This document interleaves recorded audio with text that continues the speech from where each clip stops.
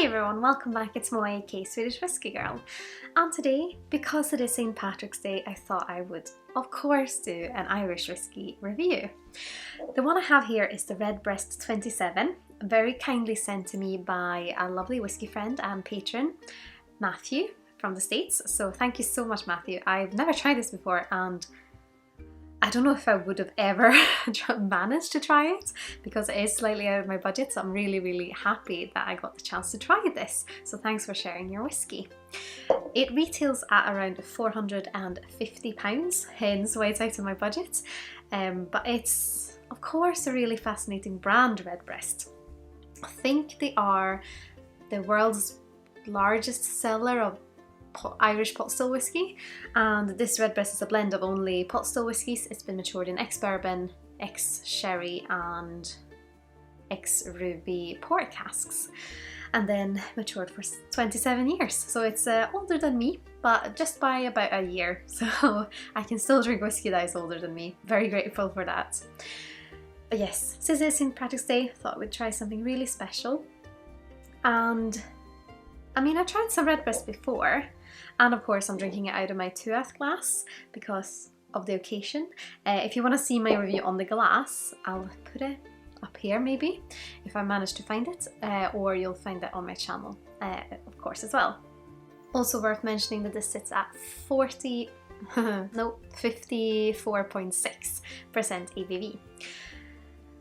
And I really like Redbreast as a brand. I have had the pleasure of meeting one of the master blenders, Billy Layton, at a whiskey event once, and he seemed super lovely and friendly. But I also really like the kind of rebranding that they did fairly recently. And of course they've just released their 10-year-old, which is kind of a celebration of the 30th anniversary since they relaunched Redbreast. They are said to have had the name since 1912, and they've also just done this kind of marketing campaign, which I think is genius, with introducing Robin Redbreast as their kind of little spokesperson. If you haven't seen the ad introducing him, watch it. It is quite funny, and it's just something about it. It's so simple, a little bit like funny, and it's just, it gives you a face and a storytelling and something to kind of attach to that no one else have really done in the same way. It's a bit like the famous grouse, but yeah, just watch it, it's funny. And yeah, they have also kind of redone the core range bottlings, slight differences in the details, and on each of the impressions you'll also find a different version of the Robin, so he's in different kind of stages of flight, which I also think is really cute, so you know which bottle it is from that. But enough talking, let's try some whiskey. And of course triple distilled, as most people do in Ireland, and the pot still version means that you have partially unmalted barley and malted barley, because in the old days the tax was on the malted part of the grain, so it's kind of a way of avoiding taxes, you could say. Ooh, quite a musty sherry note coming out straight away.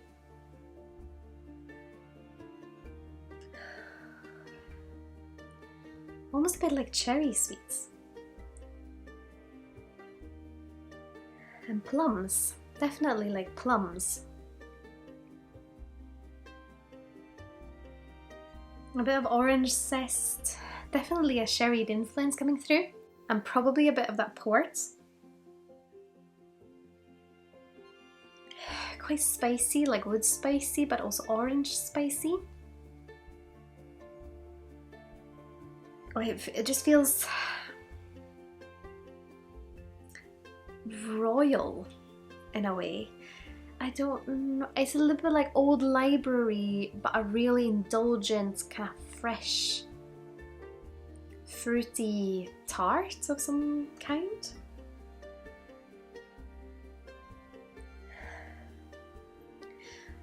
At the moment I'm researching a lot about 18th century clothing and interior design and stuff, because I might do a course on it this autumn, but it makes me think of that.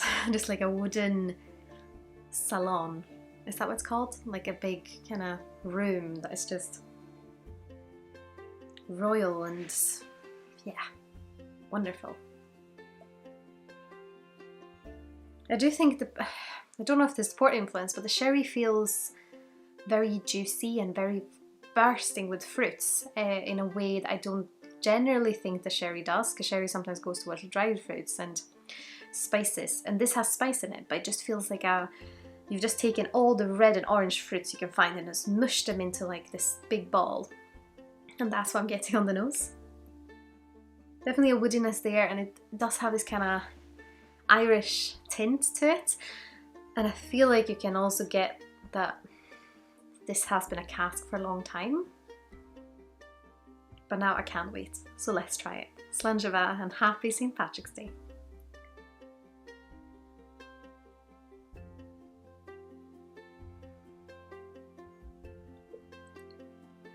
Ooh. Ooh. Ooh. This is exactly like a sweet. It reminds me of the, very niche, not sure if anyone's gonna get there. Is this only a Swedish thing? There's a sweet in Sweden, or in Scandinavia, I'm not sure where it's available, called Tutti Frutti. And you have green pears, you have yellow lemons, you have raspberries, and then the last one is like an oval shaped orange, red, pink color. Like that one. It tastes exactly like that one, and it's one of my favourites. And I'm so the flavour journey was weird with this one, because first I got wood and mustiness, and I was like, oh, is this all it's gonna be? Because the nose promised so much, and what I got there first was like woodiness and mustiness, which, yeah, nice. But I just wanted something else. It was just a bit two-dimensional, and then this big burst of that oval red, pink, orange sweet.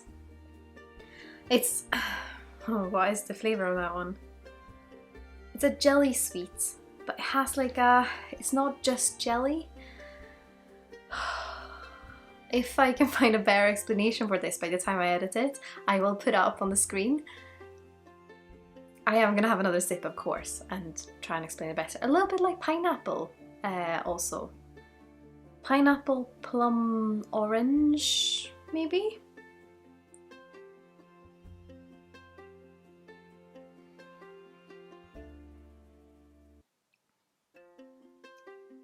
It's insane. It's exactly like that. Oh, that's lovely. It's full of flavour, it's juicy, has enough wood to slightly kick you on the tongue, but because you have this massive candy note for me, which is why I just can't, I don't know, I wish I could explain it better, but it's just that. It's like a jelly sweet, but it's like a chewy jelly sweet, like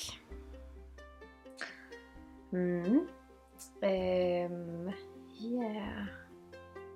I don't know if I'm just being silly now trying to explain it to people if everyone knows what it is. But yeah, chewy jelly sweets. There's like something between like orange, pineapple, like tropical fruitiness. I guess that's what Tutti Frutti is. I think that's the Tutti Frutti one. So it's just like a mixture of tropical fruits.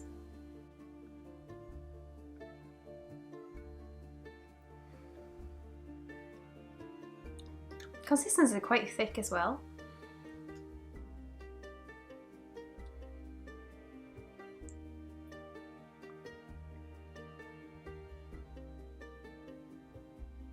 I think it needs the woodiness that it has. I think they've managed to put the woodiness next to this kind of candy tropical fruitiness really bang on, because if it was only this, it would almost feel a bit like you know when you have too much candy and you just feel like, oh, that's too much. But this woodiness just lifts it and makes it feel like a proper dignified whiskey. It's I think it could possibly be the combination of casks with the pot still, the triple distillation, that just all contribute a little bit to that candy note. Yeah, Tutti Frutti whiskey, that's how I would describe this.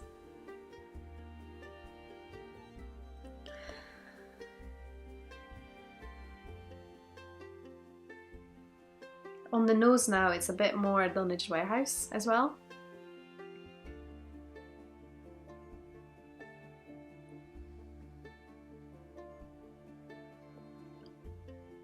And the fun thing on the palette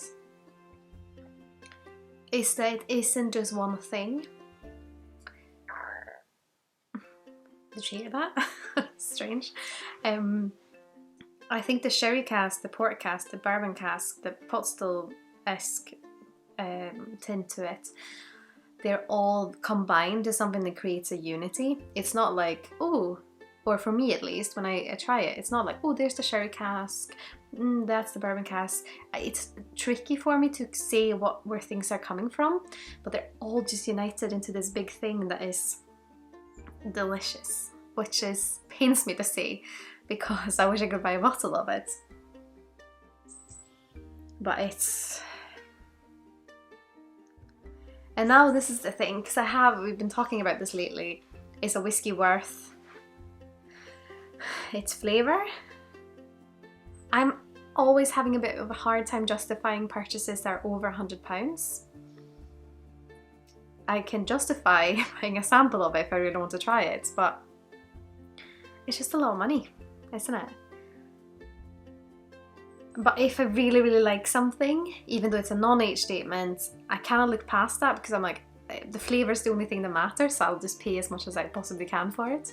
Not as much as I possibly can, but as little as they will sell it for. But if they sell it for higher, if I really like it, I will buy it because I like it. But with this, I guess because I really enjoy this flavour, and because if I had the money, I would probably buy one.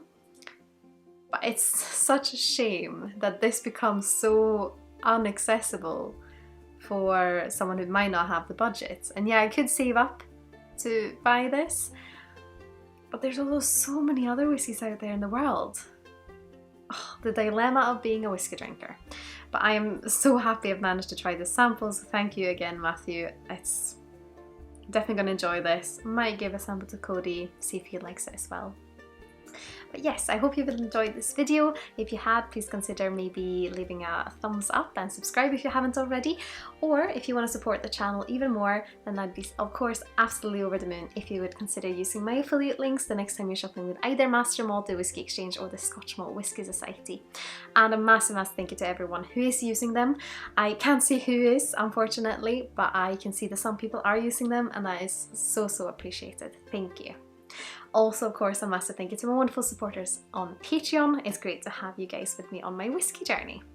But I hope you've all had an absolutely wonderful St. Patrick's Day, and I'll see you in the next video. Sláinte Skål!